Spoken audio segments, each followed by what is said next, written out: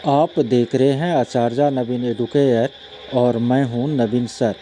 बिहार प्रारंभिक शिक्षक नियोजन की प्रक्रिया जो वर्तमान में चल रही है, उसकी आगे जुलाई और अगस्त माह में काउंसलिंग होने वाली है। काउंसलिंग को लेकर आप लोगों को जानकारी मिल पाए, आप लोगों की सहायता हो पाए, इसके लिए मैं अभी जो है वीडियो सीरीज़ चला रहा हूं और 2 वीडियो इससे पहले मैंने काउंसलिंग को लेकर अपलोड की है। 3-4 महीने पूर्व मैंने इसी चैनल पर कैंप के माध्यम से काउंसलिंग कैसे होती है तो इसके बारे में वीडियो अपलोड किया था। मैं इन सारे वीडियो का एक प्लेलिस्ट जो है बना देता हूं और जो भी अभ्यर्थी है वह उनको देख करके अपने प्रश्नों का समाधान प्राप्त कर सकते हैं। मैंने पिछले 2 दिनों से जो वीडियो इस मुद्दे को लेकर अपलोड किया तो मैंने उसमें कहा था कि आप कमेंट बॉक्स में अपने जो है कमेंट को लिखें, अपने प्रश्नों को पूछें और जब हमें समय मिलेगी तो मैं उन सारे प्रश्नों का उत्तर दूंगा।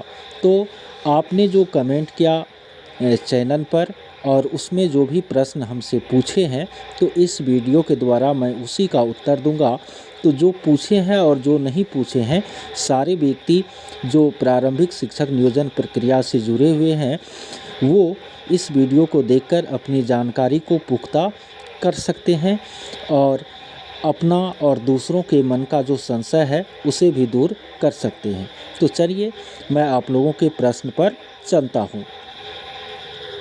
पप्पू कुमार जी पूछते हैं, सर मेरा मेघा अंक 1 to 5 में 71 बनता है और एससी कैटेगरी में आता हूँ, लेकिन मेधा सूची में 1100 नंबर पर रहता हूँ और अपनी कैटेगरी में 45-50 पर रहता हूँ। क्या मेरा सिलेक्शन हो पाएगा? पप्पू जी, आपका सिलेक्शन कंफर्म हो पाएगा क्योंकि आप एससी कैटेगरी से हैं और एससी कैटेगरी में आप 45-50 पर है, तो एससी कैटेगरी में आपको सीट भी जो है ज़्यादा खाली है। आपसे ऊपर जो एससी होंगे वो आपको जनरल में भी जा सकते हैं, तो आपके सिलेक्शन का चांस बहुत ही ज़्यादा है।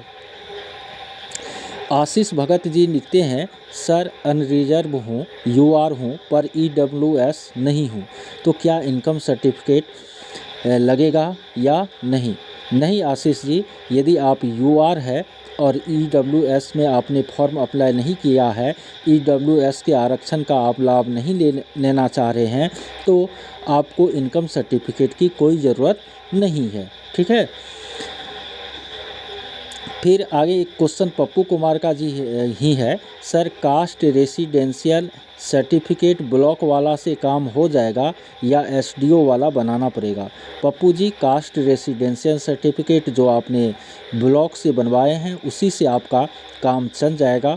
वैसे जो पत्र शिक्षा विभाग के द्वारा काउंसलिंग को लेकर जारी किए गए हैं उसमें इस बात का कोई भी उल्लेख नहीं है कि ये सर्टिफिकेट जो है एसडीओ कोड का बना हुआ होना चाहिए। तो आप निश्चिंत रहे, आपके पास जो ब्लॉक का बना हुआ कास्ट और रेसिडेंशियल सर्टिफिकेट है उसी से काम हो जाएगा। रोहित राज जी पूछते हैं, सर प्रोविजनल सर्टिफिकेट से काम चल जाएगा ना? देखिए रोहित राज जी, मैं इस संबंध में कह दूं कि 2014 में हम लोगों ने जो कैंप में भाग लिया था और हमारी नियुक्ति हुई थी तो उस समय हम लोगों ने प्रोविजनल सर्टिफिकेट ही लगाया था और कोई दिक्कत नहीं हुई थी। लेकिन अब इस बहाली में पत्र में इस चीज़ को बहुत अच्छी तरह से क्लियर नहीं किया गया है, लेकिन आप ओरिजिनल सर्टिफिकेट उपलब्ध करने की कोशिश करें। कम से कम ओरिजिनल सर्टिफिकेट के लिए अप्लाई करके उसका रसीद अपने पास ज़रूर रखें और साथ में आप प्रोविजनल जो है लगाए, तो हमको नहीं लगता है कि इसको लेकर आपको दिक्कत होगी। नूतन चौबे जी क्वेश्चन करती है कि सर इनकम सर्टिफिकेट किसका लगाएंगे, पापा का या हस्बैंड के नाम का? EWS female. देखिए नूतन चौबे जी, आपको हस्बैंड के नाम का ही ईडब्ल्यूएस सर्टिफिकेट लगाना होगा। अभिषेक यादव जी पूछते हैं, सर काउंसलिंग कराएंगे तो मेरा कंफर्म होगा तभी तो मेरा डॉक्यूमेंट जमा करेगा ओरिजिनल, प्लीज़ रिप्लाई सर। निश्चित रूप से अभिषेक यादव जी, काउंसलिंग पहले क्या होती थी कि जो भी अभ्यर्थी आपको पहुंचते थे काउंसलिंग में, तो काउंसलिंग का अर्थ होता था कि सारे से साइन करा लिया जाता था, फिर आपको चयन सूची जारी की जाती थी, तब डॉक्यूमेंट मांगे जाते थे। लेकिन यहाँ पर आपको ये जो नोटिफिकेशन है काउंसलिंग के लिए, उसमें इस चीज़ को क्लियर किया गया है कि जो भी चयनित अभ्यर्थी होंगे तो उनके डॉक्यूमेंट को रखा जाएगा। तो निश्चित रूप से हमें जो लगता है, हालांकि पत्र में ये बहुत क्लियर नहीं है, तथापि मैं आपको बता रहा हूँ कि कैंप में आपको ऊपर से नीचे घटते मेधा क्रम में नाम पुकारा जाएगा, और जब ये सीट फुलफिल हो जाएगी तो उससे नीचे का नाम नहीं पुकारा जाएगा। अर्थात किसी भी नियोजन इकाई में सभी की काउंसलिंग नहीं होगी, बल्कि उन्हीं की काउंसलिंग होगी जो कि सीट के आधार पर मेधा में आएंगे और वो वहाँ उपस्थित रहेंगे। तो निश्चित रूप से जिस कैंडिडेट का सिलेक्शन होगा उसी का डॉक्यूमेंट रखा जाएगा ओरिजिनल। ठीक है, तो आप इस बात के लिए निश्चिंत रहे कि ऐसा नहीं है कि आप कहीं जमा कर दिए डॉक्यूमेंट और बाद में आपको पता चला कि जो मेरिट बनी या जो चयन हुआ उसमें आपका नाम नहीं है। ऐसा नहीं होगा। ओरिजिनल रखने का अर्थ है कि जितना सेलेक्टेड है उसी का जो है डॉक्यूमेंट रखा जाएगा। ठीक है, यानी कन्फर्म यदि आपका नियोजन होगा तो ही आपका डॉक्यूमेंट रखा जाएगा। यादव अरविंद जी पूछते हैं, सर क्या नगर पंचायत नगर निकाय के अंतर्गत आते हैं? बिल्कुल यादव अरविंद जी, नगर निकाय के अंतर्गत नगर निगम, नगर परिषद और नगर पंचायत, ये 3 तरह की संस्थाएं आती है। तो नगर पंचायत जो है वह नगर निकाय के अंतर्गत आते हैं। गोविंद कुमार जी पूछते हैं कि कैंप में काउंसलिंग हेतु कुल कितने नियोजन इकाई में रजिस्ट्रेशन करा सकते हैं? Please reply sir. देखिए, चूँकि एक तो पत्र क्लियर जारी नहीं किया गया, इसलिए आप लोग कंफ्यूज हो रहे हैं। लेकिन जब कैंप लगेगी तो वहाँ सभी काउंटर पर जो है आपको नाम पुकारे जाएंगे, और जब जो नाम पुकारा जाएगा वो अभ्यर्थी वहाँ पहुँच जाएंगे, और तो उनका सारा सर्टिफिकेट जो है वह जमा करवाया जाएगा। तो यदि सीट फुलफिल हो जाती है तो नीचे वाले को फुल नहीं बुलाया जाएगा। तो कहने का मतलब है कि नियोजन इकाई में आपको रजिस्ट्रेशन करवाने की कोई ज़रूरत नहीं पड़ेगी। वहाँ आपको मेधा के आधार पर कैंप में नाम पुकारा जाएगा। यदि आप उपस्थित होंगे तो आप जाकर के वहाँ पर अपने डॉक्यूमेंट जमा कर सकते हैं, और एक ही नियोजन इकाई में आप ऐसा कर सकते हैं, बहुत सारे में नहीं कर सकते हैं। रजनी लता जी पूछती है, सर क्या कास्ट सर्टिफिकेट 2021 का नहीं रहने पर नियोजन से वंचित कर देगा? बिल्कुल नहीं रजनी लता जी, क्योंकि बिहार सरकार के सामान्य प्रशासन विभाग द्वारा बिल्कुल यह क्लियर निर्देश दिया गया है कि जो कास्ट सर्टिफिकेट है ना, वह आजीवन मान्य होता है, लाइफ टाइम उसकी वैलिडिटी होती है, इसलिए आपको नया बनवाने की कोई ज़रूरत नहीं है। उसके बाद अमृता यादव जी पूछती है कि सर सभी को इनकम सर्टिफिकेट देना होगा क्या? नहीं अमृता यादव जी, इनकम सर्टिफिकेट केवल उसी को देना होगा जो कि EWS कैटेगरी में आपको अप्लाई करेंगे तो किए होंगे, तो उसी को इनकम सर्टिफिकेट देना होगा, सभी को इनकम सर्टिफिकेट नहीं देना होगा। ठीक है। MD शाहरुख आलम जी पूछते हैं, सर मैं 1 to 5 में अप्लाई किया हूँ, मैट्रिक का भी मूल प्रमाण पत्र है मेरे पास, और इंटर का भी मूल प्रमाण पत्र है मेरे पास, सीटेट का भी मूल प्रमाण पत्र है मेरे पास, सिर्फ DLED का प्रोविजनल है और माइग्रेशन सर्टिफिकेट है मेरे पास। जाति भी नया है, आवासीय भी नया है और आय भी नया है मेरे पास। DLED के प्रोविजनल सर्टिफिकेट से नियुक्ति दे देगा ना सर? मुझे प्लीज़ सर बताइए। शाहरुख आलम जी, आप जो है DLED के ओरिजिनल के लिए कम से कम अप्लाई ज़रूर कर दें, उनका रसीद साथ में रख लें और उसके बाद जाए। हालांकि इनको लेकर दिक्कत नहीं होगी, क्योंकि बहुतों अभ्यर्थियों के साथ इस तरह का प्रॉब्लम है प्रोविजनल और ओरिजिनल को लेकर। सुभाष पटेल जी पूछते हैं, क्या कैरेक्टर सर्टिफिकेट भी लगेंगे? नहीं सुभाष पटेल जी, कहीं पर ऐसा उल्लेख नहीं है कि कैरेक्टर सर्टिफिकेट लगेंगे। कैरेक्टर सर्टिफिकेट की कोई ज़रूरत नहीं है। संजय कुंदन जी पूछते हैं, पापा का नाम गड़बड़ कर दिया है, क्या करें? देखिए, यदि आप नियोजन इकाई में फॉर्म डाले हैं और नियोजन इकाई द्वारा जारी मेधा सूची में पापा के नाम में थोड़ा गड़बड़ी भी है तो कोई दिक्कत नहीं होगी। वैसे आपको पहले आपत्ति डालना चाहिए थी, लेकिन यदि आप आपत्ति नहीं भी डाले हैं तो इससे कोई दिक्कत नहीं होगी, उतना मैनेज हो जाएगा। पूजा कुमारी जी पूछती है, सर फाइनल मेरिट लिस्ट भी नहीं आया है और कैटेगरी वाइज तो बिल्कुल नहीं आया है, ऐसे में क्या करें, प्लीज़ रिप्लाई सर। देखिए पूजा जी, हमको लगता है कि यदि ये प्रक्रिया सही अर्थों में शिक्षा विभाग सक्रिय होकर पूरी करनी चाहेगी तो फाइनल मेरिट लिस्ट जो है काउंसलिंग से पहले निश्चित रूप से आ जाएगी। तब तक आप प्रोविजनल का अवलोकन करें, ठीक है। फाइनल मेरिट लिस्ट आ जाएगी, ऐसा हमको लगता है।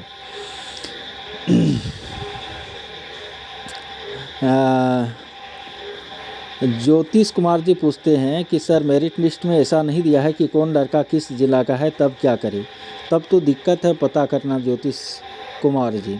फिर विपिन बिहारी जी प्रोविजनल को लेकर ही क्वेश्चन करते हैं। अस्कंद नंदन जी, चलिए उनका भी क्वेश्चन है कि सर वो नहीं है खास। नीलेश जायसवाल जी पूछते हैं, सर मेरिट लिस्ट में डेट ऑफ बर्थ गलत है, आपत्ति नहीं किए हैं, एफिडेविट से काम हो जाएगा काउंसलिंग में या दिक्कत होगी? देखिए एफिडेविट से आपका काम चल जाएगा, वैसे आपको आपत्ति करना चाहिए थी, लेकिन अब यदि समय नहीं है तो एफिडेविट लेकर के जाए, उससे आपका काम हो जाएगा। संजय कुमार गौतम जी पूछते हैं, किसी ज़िला में ब्लॉक का काउंटर एक ही जगह लगेगा या अलग दो जगह पर? नहीं संजय कुमार गौतम जी, किसी भी ज़िला में ब्लॉक, जितने भी ब्लॉक हैं उन सभी का काउंटर एक ही जगह पर लगता है। ऐसा हुआ था आपको 2014 में और इस बार भी ऐसा होने की संभावना है।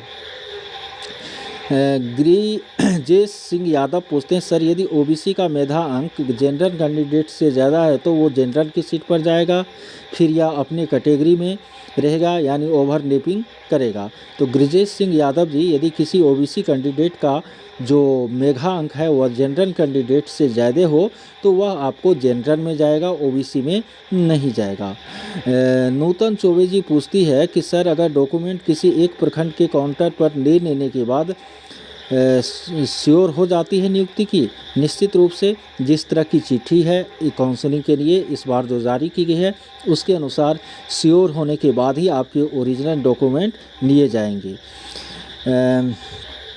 संदीप दहिया जी पूछते हैं, सर मैं हरियाणा से हूँ, लिस्ट में मेरा नेम भी है लेकिन मेरे लिस्ट में नेम का आगे NIOS NA लिख दिया है, जबकि मेरी DLED NIOS बोर्ड से ना होकर स्टेट बोर्ड से है, क्या मेरा सिलेक्शन होगा? सिलेक्शन तो निश्चित होगा संदीप दहिया जी, लेकिन आपको प्रोविजनल मेरिट लिस्ट के बाद जो है आपत्ति नियोजन इकाई में इस बात को लेकर करनी चाहिए थी, लेकिन सिलेक्शन आपका होगा, वहाँ पर आप थोड़ा सा सजग रहिएगा, होगा।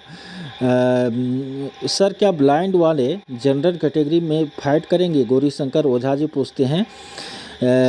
बिल्कुल, जो किसी भी कैटेगरी के लोग जनरल में जा सकते हैं यदि जनरल के बराबर वह मेधा अंक प्राप्त करे।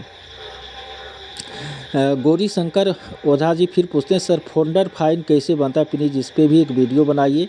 चलिए गौरी शंकर जी, मैं बताऊंगा आगे।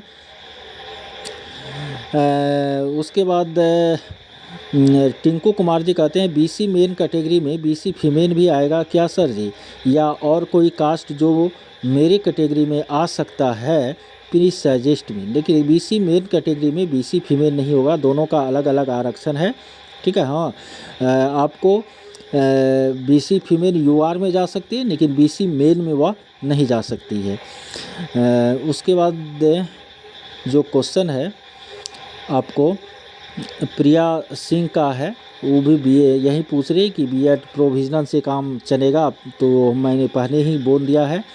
मनोज जी पूछते हैं, सर एक प्रश्न है, यदि मैं किसी प्रखंड में रजिस्ट्रेशन कराता हूं तो क्या मैं उस प्रखंड में जितने भी पंचायत है सभी में काउंसलिंग करा सकता हूं, जितने पंचायत में मैंने फॉर्म अप्लाई किया हूं? हाँ, उसमें आपको सभी में आप जो है वहाँ जिसमें आपका सिलेक्शन हो जाएगा उसमें जाकर के आप काउंसलिंग करवा सकते हैं।